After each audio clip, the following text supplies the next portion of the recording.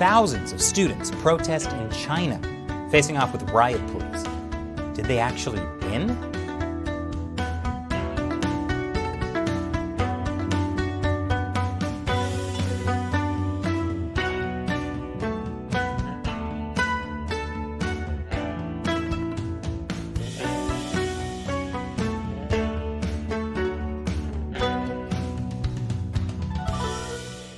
Welcome to China Uncensored. I'm Chris Chappell.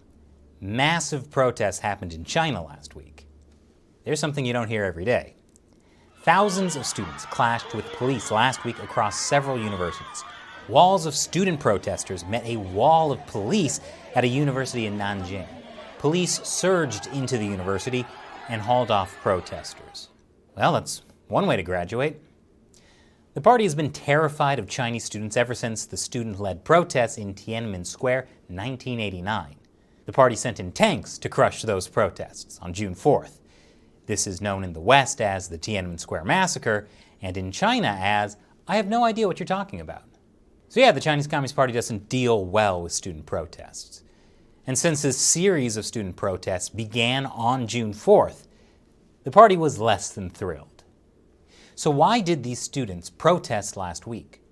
Was it about freedom and democracy? Actually, it was about college mergers. The Chinese Ministry of Education is trying to merge private colleges with vocational schools, which led to this. These students feel very strongly about academic administration. Let me explain. Chinese society today is ultra-competitive. China is expected to have a record 9 million university graduates this year. That's a lot of people competing for a very small number of good jobs. So everyone is looking for an edge. If students don't get into a university, some turn to private colleges instead. They charge higher tuition, but you can graduate with a bachelor's degree.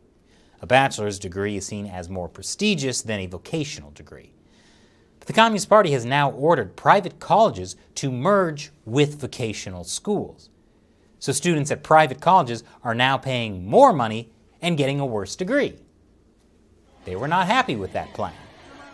At Nanjing Normal University, where over 1,000 students protested, Chinese police said students held their 55-year-old principal hostage.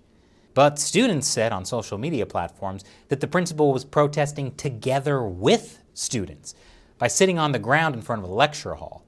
Students provided the principal with water, food, a cell phone charger, and tissues, according to social media posts. Wait, are you saying that Chinese police would lie about the students to justify their own actions? Hard to believe. The backlash got so bad, some provinces suspended the college merger plan. Though the protesters who camped out at Nanjing Normal University weren't told about that until after police attacked them with batons and pepper spray. So on the surface, the students have won. The college merger plan has been suspended, for now. But it's likely that Chinese officials just don't want any trouble ahead of the Communist Party's 100-year anniversary in July. Once that's over, the party's retaliation against these student protesters will likely begin. Now, the interesting thing about this story is that all these students have gone through decades of what China calls patriotic education.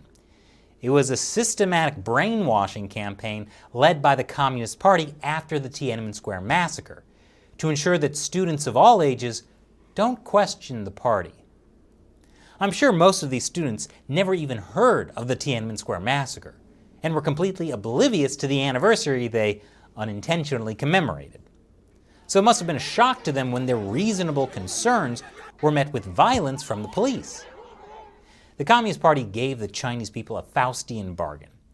If you don't criticize our regime, you can have freedom to make money, but that's it. If you're not happy about it, there's nothing you can do. In fact, if you do protest, you're branded as a troublemaker. So when the Communist Party cracks down on a person or a group, the general reaction is, well, that group did something wrong. They brought it on themselves. Until, like these students, you find yourself in the group that's being repressed for a reasonable concern. Remember, in a communist regime, everyone's a target. And now it's time for me to answer a question from a member of the China Uncensored 50 Cent Army, fans who support us and our efforts to expose the truth about the Chinese Communist Party by contributing through the crowdfunding website Patreon. Balthamus195 asks, China has threatened anyone who tries to boycott the 2022 Beijing Olympics, but nobody is even allowed into the country unless they've taken a Chinese vaccine. I doubt many athletes care that much about the boycott, but I don't think they'd be willing to get the Chinese vaccine, especially if they've already been vaccinated. So will China back down on this requirement for entry? That's a really interesting question. The Olympics really matter to the Chinese Communist Party. That's why they're freaked out by any international calls for a boycott.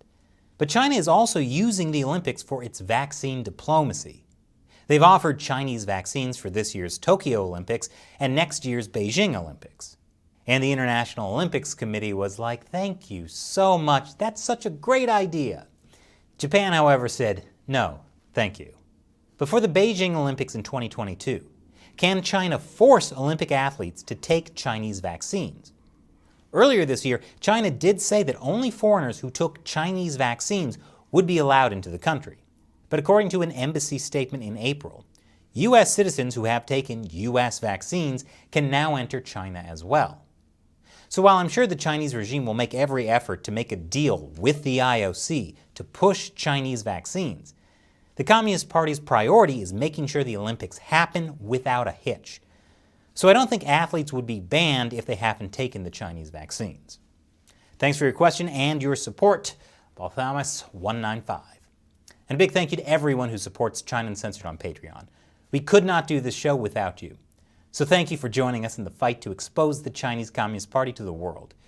If you're interested in joining, head over to patreon.com/China Uncensored. You'll get a bunch of cool perks, including the chance to have me answer your question on the show. Once again, I'm Chris Chappell. See you next time.